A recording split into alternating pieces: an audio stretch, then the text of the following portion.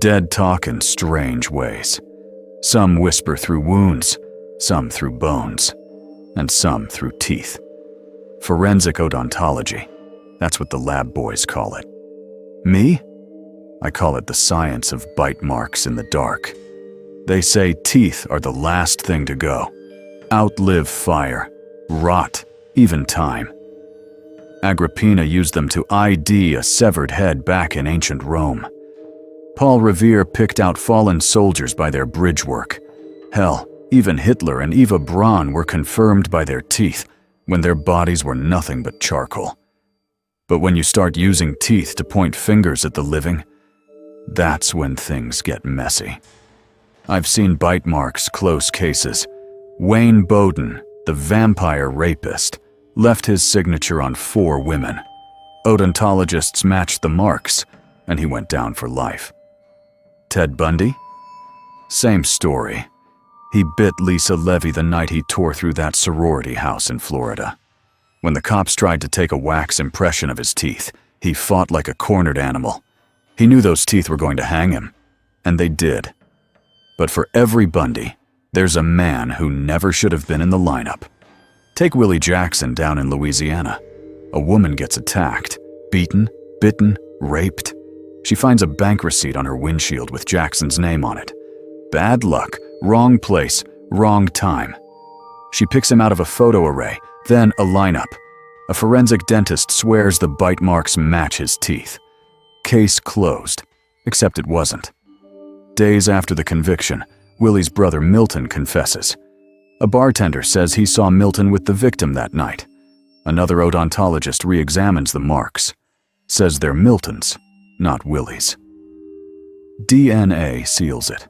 17 years stolen because a bite mark told the wrong story. Then there's Roy Brown in New York, a man with a rough past, the kind cops like to pin things on. A social worker is found, beaten, stabbed, bitten. Brown becomes the prime suspect because he'd once threatened a different social worker. The odontologist says the bite marks are entirely consistent with Brown. But the science was rotten. 6 of the 7 marks were useless. The 7th didn't even match. It had more upper teeth than Brown possessed. Didn't matter. He was convicted anyway. Brown didn't give up. He dug through old files, found statements pointing to another man, Barry Bench, the brother of the victim's ex-boyfriend. Brown wrote Bench a letter saying he'd push for DNA testing. A week later, Bench stepped in front of a train. DNA proved Brown right. 15 years gone because a bite mark lied.